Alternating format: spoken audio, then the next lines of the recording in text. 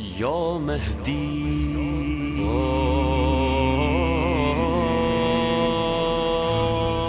یا مهدی. اعوذ باللہ من الشیطان اللعین الرجیم. بسم اللہ الرحمن الرحیم. الحمد للہ ذی المن والاحسان وذی العز والسلطان الذي خلق الإنسان وعلمه البيان. والحمد لله الذي نور قلوبنا بولاية محمد وآل محمد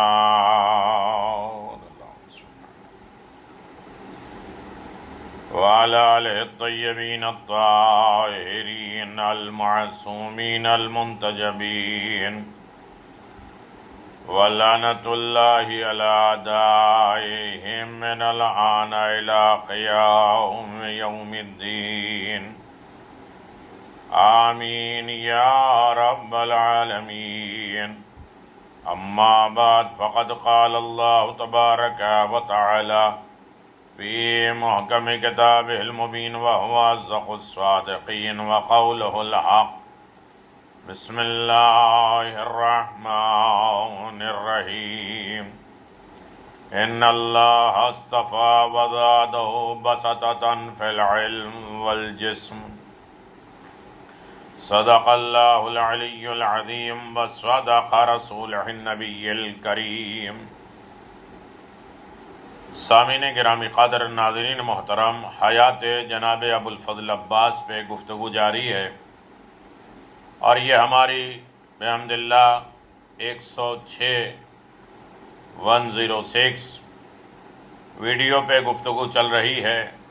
عنوان کرامات جناب عباس، معجزات جناب عباس، عطائے جناب ابوالفضل عباس، رتبہ و درجہ جناب ابوالفضل عباس، مقام جناب ابوالفضل عباس، آپ کے حسب، نسب، خاندان، قوم، قبیلہ، خود آپ کے ذاتی صفات، کمالات کے اوپر گفتگو چل رہی تھی. جناب ابوالفضل عباس کی ذات وہ ذات ہے، کربلا کا میدان آپ کے نام سے جانا اور پہچانا جاتا ہے. کربلا مقام امام حسین ہے، اور حسین تک پہنچنے کا وسیلہ جناب عباس ہیں، جنہیں باب الحسین کہا جاتا ہے. اور اللہ جب کسی کو خیر، خوبی، اچھائی دینا چاہتا ہے تو اسے محبت حسین ابن علی اور زیارت امام حسین کا تحفہ عنایت فرماتا ہے. زیارت امام حسین علیہ السلام بہت بڑا مقام ہے، بہت اہمیت ہے زیارت امام حسین کی. زیارت کربلا اور عیسائی تاجر، میں جناب ابوالفضل عباس کے کرامات اور معجزات کی طرف آ رہا ہوں، اور انہی کے متعلق گفتگو ہوتی ہے. علامہ نوری رحمۃ اللہ نے دارالسلام جلد نمبر 2 صفحہ نمبر 162 میں لکھا ہے کہ بصرے میں ایک عیسائی تاجر، بزنس مین رہتا تھا. اس کا کاروبار بہت بڑا تھا. اس کے ایک بغدادی دوست نے اسے مشورہ دیا کہ تمہارا کاروبار بہت وسیع، بہت پھیلا ہوا ہے، جبکہ بصرہ نسبتاً چھوٹا شہر ہے. تمہارا کاروبار کے لیے بغداد مناسب ترین مقام ہے. اپنے کاروبار کو شفٹ کر لو بغداد کی طرف. عیسائی تاجر کو اپنے دوست کا مشورہ بہت پسند آیا. اس نے بصرہ میں موجود اپنے تمام کاروبار کو سمیٹا اور نقدی اکٹھی کر کے ایک کشتی پر بیٹھا اور بغداد کے لیے روانہ ہو گیا. راستے میں دریائی قزاق کشتی پر حملہ کر کے اس عیسائی تاجر کی نقدی سب چھین لیا. جو بھی مال دولت تھا اس کے پاس اسے چھین لیا گیا.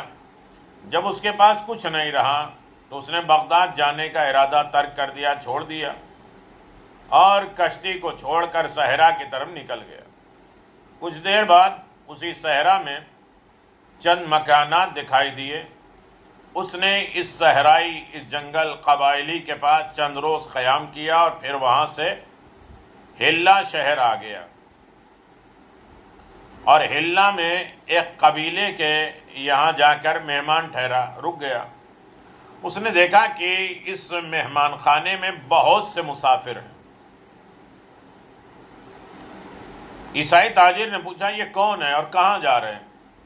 اسے بتایا گیا کہ لوگ شیعہ ہیں، مومن ہیں، اور کربلا میں زیارت امام حسین علیہ السلام کے لیے جا رہے ہیں۔ عیسائی نے ان مسافروں سے کہا تم مجھے اپنے ساتھ کربلا لے کے چلو، میں راستے میں آپ لوگوں کی خدمت کروں گا۔ یہ کہہ کر ان کے قافلے میں شامل ہو گیا اور کربلا کی طرف چل پڑا۔ جب یہ سب کربلا میں داخل ہوئے تو وہ رات شب عاشور تھی، اور ان لوگوں نے اپنے سامان اس عیسائی کے پاس رکھا اور کہنے لگا ہم آج تمام رات صحن امام حسین میں عزاداری کریں گے اور صبح کے وقت تمہارے پاس واپس آ جائیں گے۔ اس دوران ہمارے سامان کا خیال رکھنا، نگرانی کرنا۔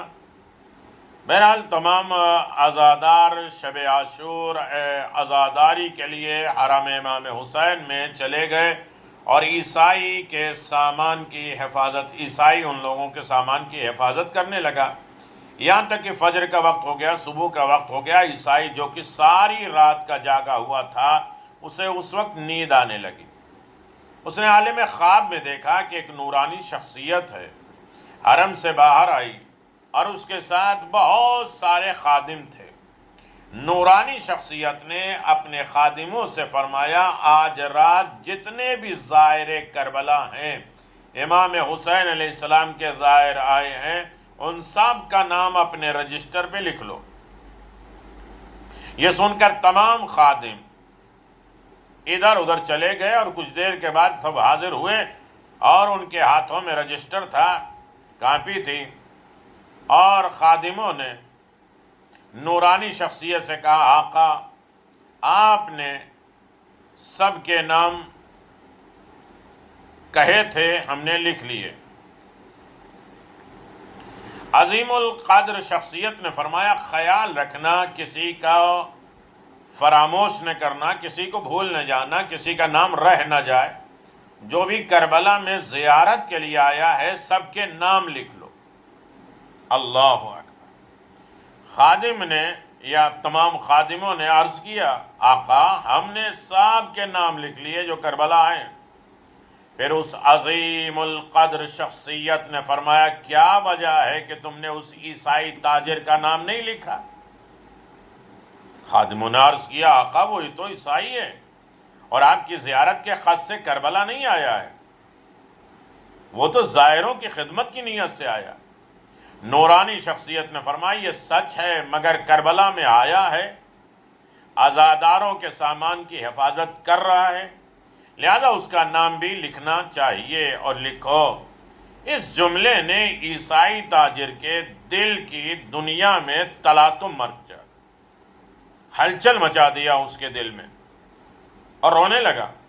صبح جب عزادار اس کے پاس آئے تو اس نے ان کے سامان اپنا خواب بیان کیا ان کے سامنے، اور کہنے لگا مجھے کلمہ اسلام پڑھاؤ، تم لوگ مجھے کس طرح سے حرم میں لے چلو، کسی طریقے سے حرم میں لے کے چلو۔ بالآخر چند روز بعد خدا نے اس کے حالات بدلے، اور اس کے پاس کافی مال و دولت آ گیا، اور امام حسین کی برکت سے اسے دونوں جہانوں کی سعادت مل گئی۔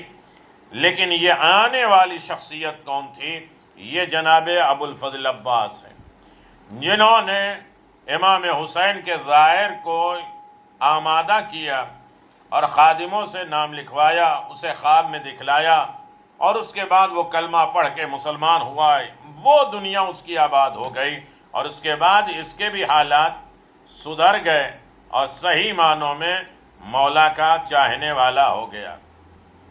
یہ عظیم ترین رتبہ درجہ کسی کے پاس نہیں ہے۔ یہ مولا ابو الفضل عباس کے چاہنے والوں کا کمال ہے۔ جناب ابو الفضل عباس اپنے چاہنے والوں کو عطا کیا کرتے ہیں؟ جناب ابو الفضل عباس اپنے چاہنے والوں کو گفٹ کیا دیتے ہیں؟ جناب ابو الفضل عباس یہ دنیا بھی دے رہے ہیں اور اس کو وہ دنیا بھی دے رہے ہیں۔ کہاں یہاں بھی آباد رہے اور وہاں بھی آباد رہے اور زندہ رہے اور آباد رہے، اس لیے کہ تو زائر امام حسین علیہ السلام ہے۔ میرے عزیزوں، جناب ابو الفضل عباس پہ چل رہی ہے کہ جناب عباس نے دنیا آخرت دونوں دیا اور راہ راست پہ لا لیا، ہدایت دے دی، اور اس کے بعد اس کے تمام مال کو واپس کر دیا اور بھی دولت اسے دے دیا۔ اس میں ایک نام جو ہے وہ عبد الحمید قزوینی، عبد الحمید قزوینی وہ ہیں کہ آپ اندازہ لگائیں کہ عارف، کامل ترین عارف، جسے کہا جائے کہ وہ کئی مرتبہ امام زمان عجل اللہ تعالی فرجہ الشریف سے ملاقات کرنے کا شرف حاصل کر چکے ہیں، اور بہت عظیم شخصیت ہے۔ وہ نقل کرتے ہیں کہ میں نے کبھی کربلا کی زیارت کو ترک نہیں کیا، جتنی بھی مشکل اور اذیت ہو برداشت کر کے کربلا ضرور جاتا تھا۔ ایک دن وادی السلام جو نجف اشرف میں ہے، بہت بڑا قبرستان امیر المؤمنین علی بن ابی طالب علیہ السلام کا، اس کے بہت سے فضائل۔ ایک دن وادی السلام میں کھڑا تھا کہ دیکھا کہ ایک شخص کربلا جا رہا ہے اور اس کو بڑی عزت اور افتخار کے ساتھ اس کی قوم رخصت کرنے آئی ہے کہ یہ کربلا جا رہا ہے، اور شہر کے باہر تک لوگ اس کو چھوڑنے گئے۔ میں دل میں بہت رنجیدہ ہوا اور دل ہی دل میں کہا کہ اس مرتبہ اگر مشکلات ہوئی اور ذلت اٹھانی پڑی تو کربلا نہیں جاؤں گا۔ ابھی یہ سوچ ہی رہا تھا کہ کچھ دوست آئے اور انہوں نے کہا کہ کربلا جانے کی خواہش کی، مگر میں نے قبول نہیں کیا۔ ان لوگوں نے آمادہ کیا چلو کربلا چلیں، ہم نے قبول نہیں کیا۔ ان لوگوں نے زبردستی مجھے آمادہ کیا، تیار کیا کہ ہم لوگ چلے، اور راستے میں ایک خالی مسافر خانے میں رات بسر کی، رات رکے ٹھہرے۔ صبح کو سب سے پہلے جاگا، میں بیدار ہوا نماز صبح کے لیے، وضو کرنے کی غرض سے مہمان خانے سے باہر نکلا تو دیکھا کہ ایک شخص تیزی کے ساتھ، ایک آدمی تیزی سے میری طرف آ رہا ہے، اور میں ڈر گیا کہ کہیں چور نہ ہو، مگر وہ قریب آ کے سلام کرتا ہے اور کہ کہتا ہے کیا تم عبد الحمید ہو؟ میں نے کہا ہاں میں عبد الحمید ہوں۔ کہا کہ تم نے ارادہ کیا ہے کہ اگر شان و شوکت کے ساتھ، تمہیں عزت اور بلندی کے ساتھ کربلا نہ بلایا گیا تو میں نہیں آؤں گا؟ کہا ہاں۔ اس نے کہا کہ آمادہ ہو جاؤ، تیار ہو جاؤ، اگر شان و شوکت کے ساتھ کربلا کی زیارت کرنا چاہتے ہو، اس کے بغیر تم زیارت نہیں کرنا چاہتے ہو تو تم آمادہ ہو جاؤ، تمہارے استقبال، تمہارے ویلکم کے لیے، تمہیں لینے۔ ان حضرات کی صفات اور کمالات کو بیان کیا، تمہیں لینے حضرت عباس اور جناب علی اکبر آ رہے ہیں۔ میں نے اب جو دیکھا تو دو سوار سامنے سے آ رہے ہیں۔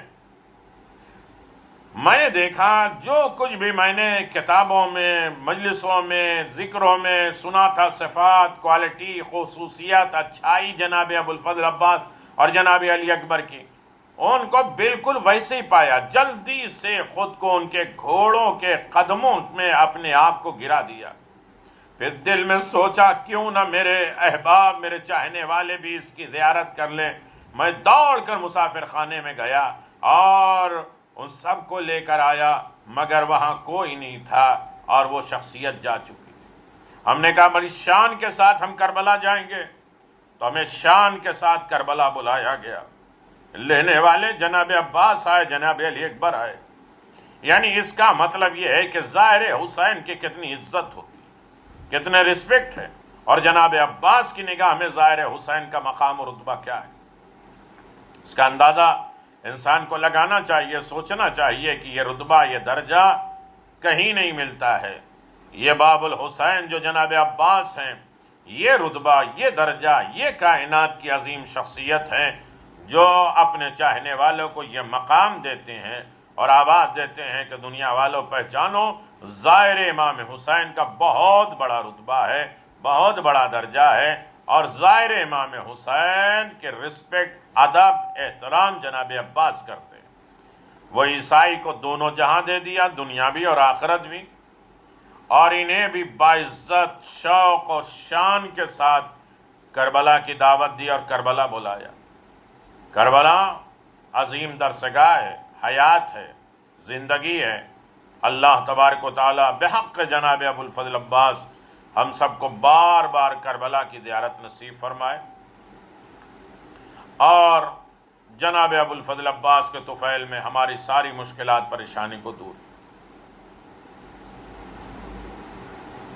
در عباس سے ہم وابستہ رہیں، اپنے سارے معاملات کو باب الحوائج کے سامنے پیش کرنے کی سعادت حاصل ہو، کہیں بھی رسوائی ذلت نہ ہو، ہمارے مرحومین کی مغفرت ہو، زندوں کی حفاظت ہو، ہمارے تمام مریضوں کی شفا یابی۔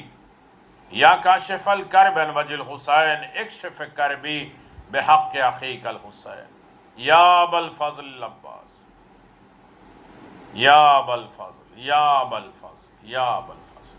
اللہم صل علی محمد و آل محمد وعجل فرج آل محمد۔